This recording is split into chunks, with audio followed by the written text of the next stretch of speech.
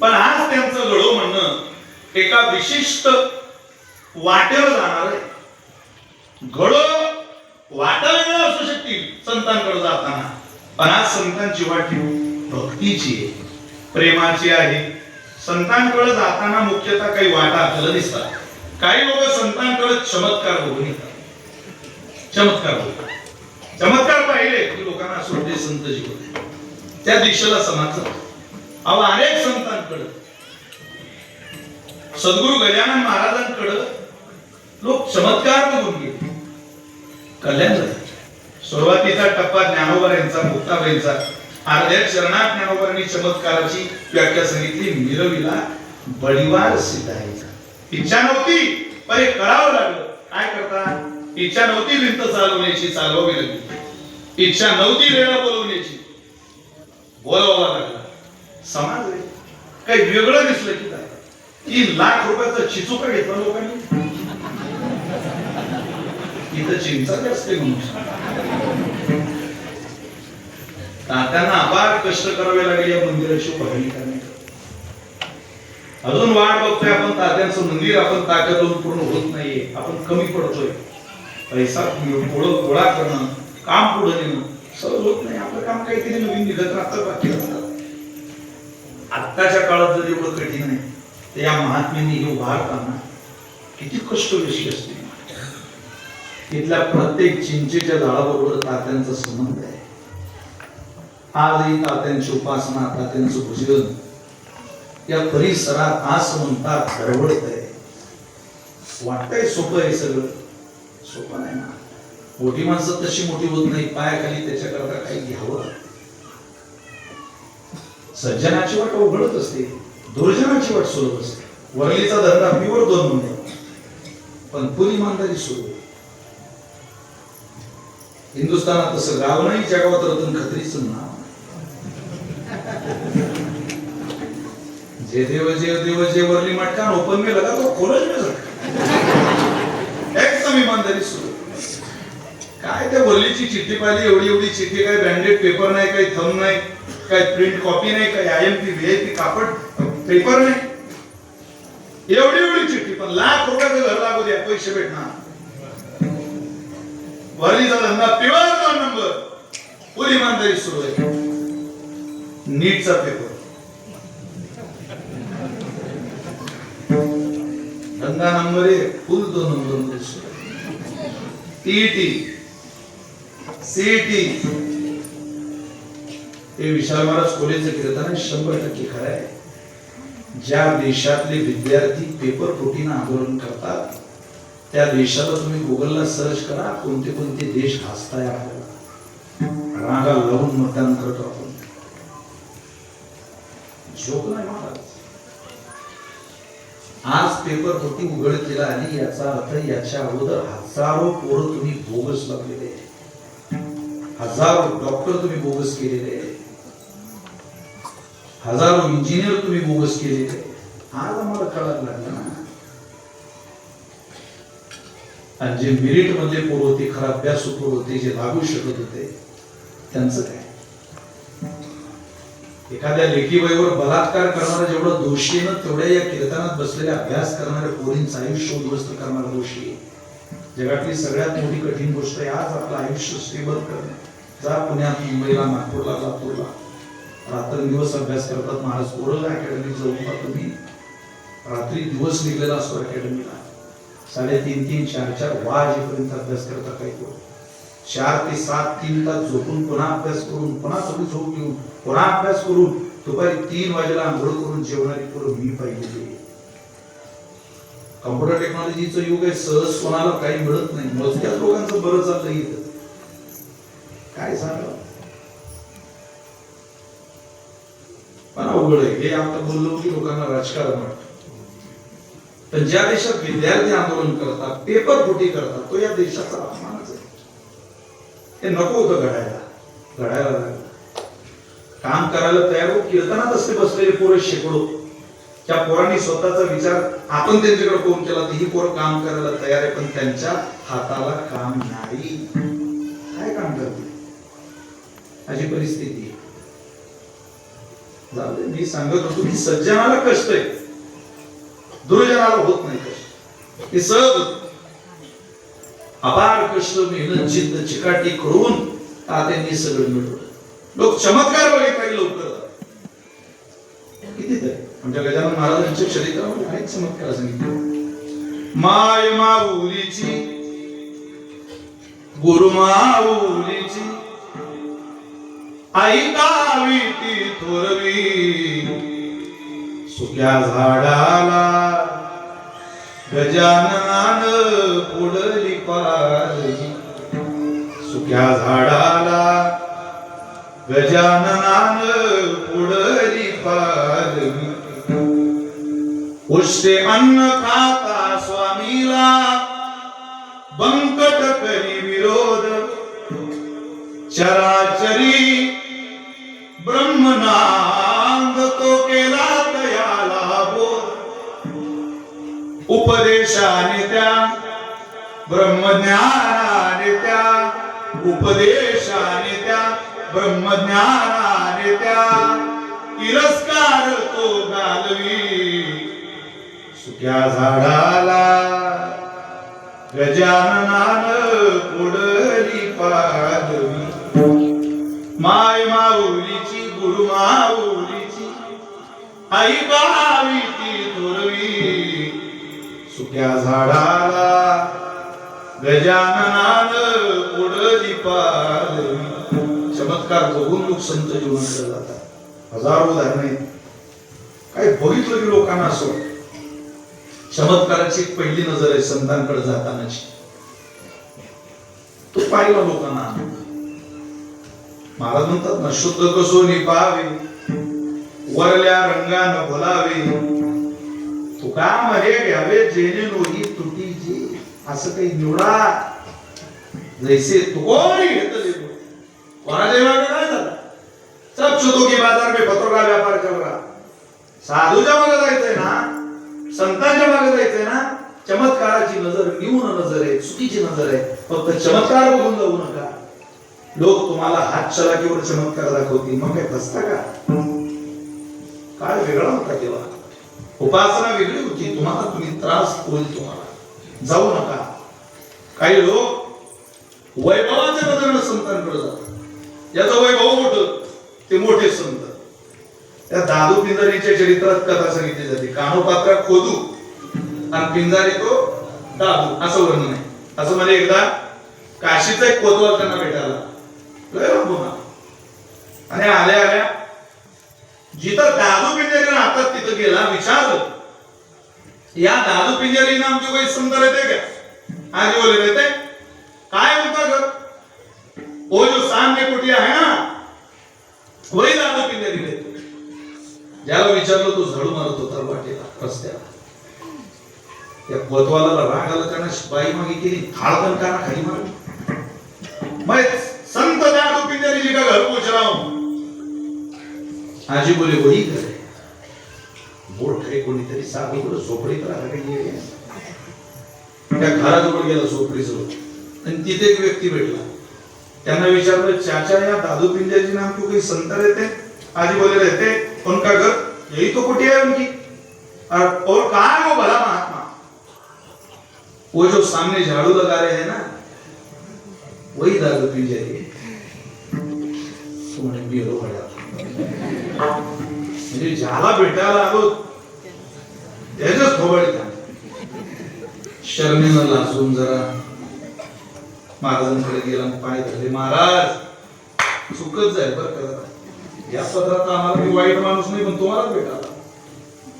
पण आल्या आल्या जरा झाला आमच्याकडून बोलण्यातच रे जरा. या समजू असू दे. अहो असू दे काय, पण तुमच्या थोबाडी असू दे. रडू नको बा.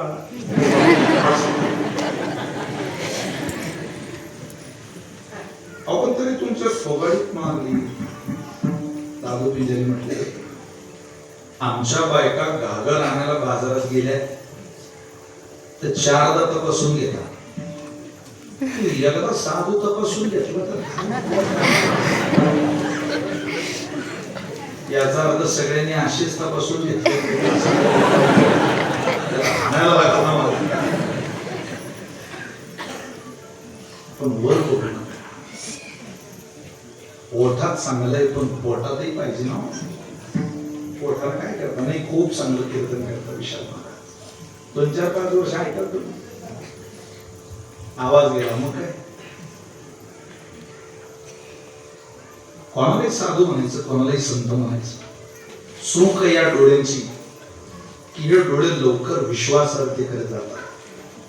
ते उपासनेकडे जात नाही, अधिष्ठानाकडे जात नाही, सेवेकडे जात नाही, समर्पणाकडे जात नाही. एकच बाजू पाहतात लोक. दुसरी बाजू न तपासण्याची सवय कीडच लागली या देशाला. मनमोहन सिंग बोलत नव्हते लोक, आपण न बोलताही अर्थशास्त्र सुधारलं होते देशाचं. तुला शेजारी ओळखत नाही, तू मनमोहन सिंगावर बोलतो म्हणतो. या बुद्धीची कुवत कळते का तुला? काय कोणावर आपण बोलतोय याचं भान राहत नाही. हे आपल्या मस्ती जीवन जगणारा माणूस. आणि माझी विनंती आहे सगळ्यांना, एक कीर्तन करण्याने व्यक्तिगत आयुष्याबद्दल सांगतो. सध्या आपण व्यक्तिगत आयुष्य हरवलं, लक्षात घ्या. तासभर जरा मन मुराद आपल्या पोराबाळांमध्ये खेळा, बायको सोबत गप्पा मारा, थोडा वेळ दार बंद करून नाचा, घ्या उड्या मारा. महिला मंडळी दार बंद करायचं, दारात नाचायचं. भांडे पाडू नका म्हणजे अटॅकने, कॅन्सरने, आजाराने, बीपीने, शुगरने हैराण झाला. त्याला मनमुराद आयुष्य जगा, स्वतःचा आनंद शोधा. तासभर लहान व्हा. काय एकेकोरपणात आयुष्य जगणार, काय सिरेपणात मजा कशी. तर आनंद साजरा करा जगण्याचा. माहिती आहे, खुलके जगण्याचा आनंद. चला, संत जीवनाकडे काही लोक चमत्काराच्या नजरेने बघतात, काही वैभवाच्या नजरेने बघतात, काही आचरणाच्या नजरेने बघतात,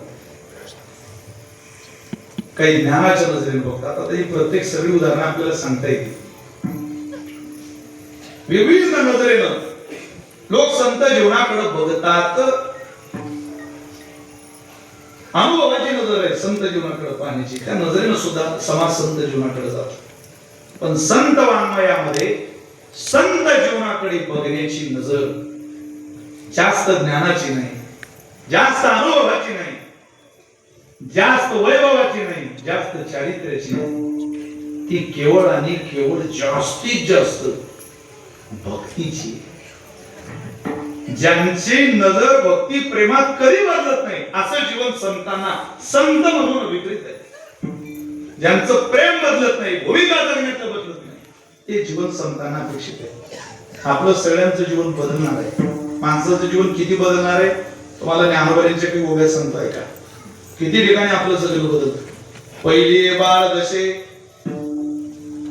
आई बा हेची पिसे, ते सरे मग श्री मासे भुलवणी ठाके ज्ञानोबा म्हणतात. वेळा होतो माणूस.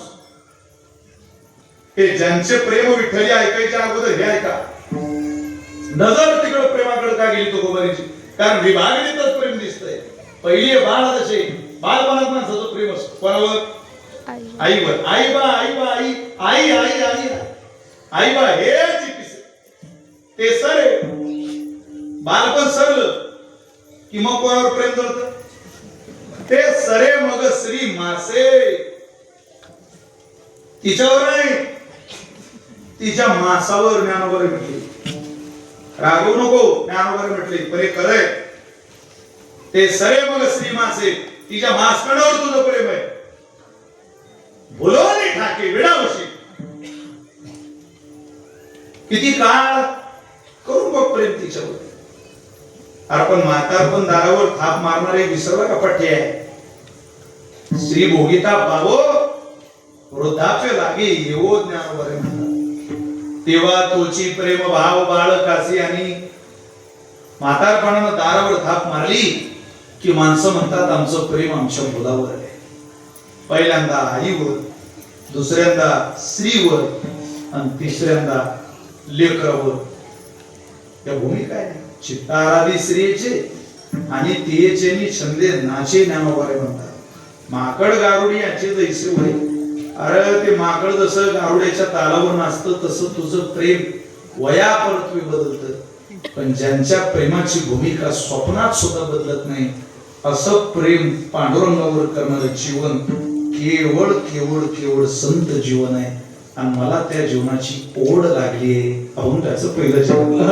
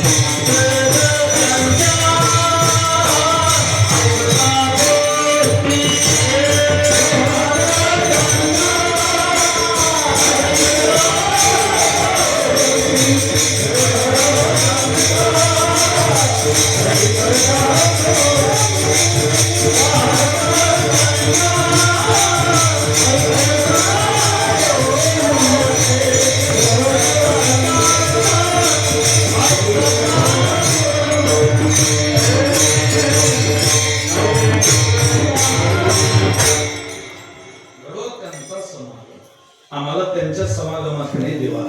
का नाही? ज्यांचे प्रेम विठ्ठली, ज्यांच्या जगण्यातली भूमिका बदलत नाही, ज्यांचं सदैव प्रेम तुझ्यावर आहे, त्यांच्या समागमात आम्हाला जायचं आहे. ज्यांचे प्रेम विठ्ठली, काय होईल त्याने? ते ज्यांच्यावर प्रेम करतात, आमचे त्याच्यावर प्रेम जडेल ना. उगाच कोणताही समागम जीवनात घेऊन काही उपदेव वाढवण्यापेक्षा चांगली फलश्रुती, चांगलं फळ, चांगला प्रसाद आमच्या आयुष्यात मिळेल. नको त्याच्या समागमात गेलो की त्रास होतो. 30 किलोमीटर पायी चालत आलेला माणूस बायकोला घरात आल्या म्हणतो, काहीतरी जरा पाय दुखतायत ग, पायाला तेल सोडून दे थोडं. तर बैस माझ्याजवळ. लय पाय दुखताय, 30 किलोमीटर चालत आलो. ती म्हणते बरं बरं आली मी जाऊन. घरात गेली, नवऱ्याकडे आली, मालक तेल नाही घरात, सोडून दिले असते पाय आपले, चेपून देऊ का? अगं पण तेल जाऊ जरा, तेल सोडून दिलं तर माझ्या पायाला आराम पडेल. ती म्हणे पण घरात तेल नाही. तर तो म्हणे या 1500 रुपयाचं तू करते काय दर महिन्यात? कोणा शोधली ती, कोणा गेली? हा आवाज देतोय, अगं आण तेल. ती परत आली, मालक तेल नाही. ती म्हणे तेल नाही हा म्हणतो तेल आण. हा म्हटलं आता तू परत जा आणि जुनाट तेल कोपऱ्या कुठंतरी वाड्यात पिढ्यात कुठंही हवे तर म्हशीचं दूध काढताना पोटाला लावायच्या 2 धारा जरी त्या पोटक्या कपात पडल्या असतील तरी तू तेल घेऊन ये.